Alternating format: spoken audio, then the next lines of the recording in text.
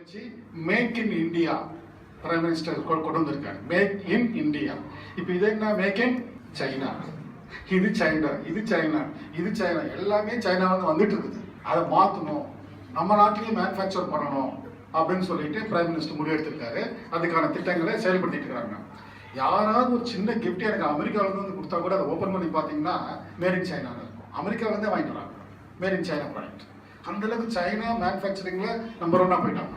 எனவே ஏறக்குறைய 50 லட்சம் கோடி முதலீடுகள் அடுத்த 5 ஆண்டுகளுக்கு இந்தியாவில் வர இருக்கிறது. அண்டர்ஸ்டாண்ட்.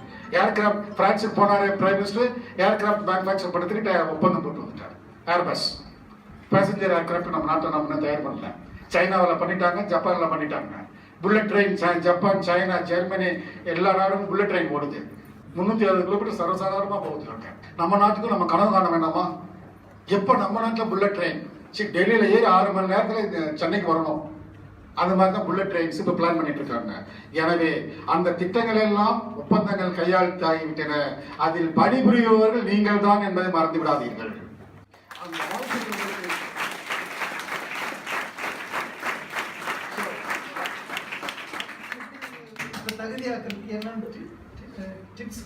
அந்த டிப்ஸ் தான் சொல்ல. சினிமா பார்க்காத அது ஒண்ணு போதும். நீ பெரிய ஆள பறந்துருவீங்க.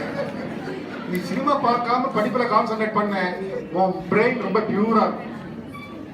20 வருஷமா சினிமா பார்க்காத ஒருத்தருடைய பிரெயின் வாட்டர் பாட்டில் இருக்கிற ஒயிட் பியூர் வாட்டர் மாதிரி இருக்கும் பிரெயின்.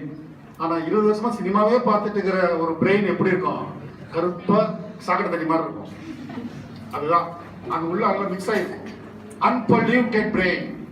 அதை நீங்கள் தயாராக வைத்துக் கொள்ளுங்கள். அவர் சொன்னார் சார் டிப்ஸ். இது டிப்ஸே இல்லை, hard work. That's the tips. Hard work, dedication, sincere, straightforward for your education, no distraction.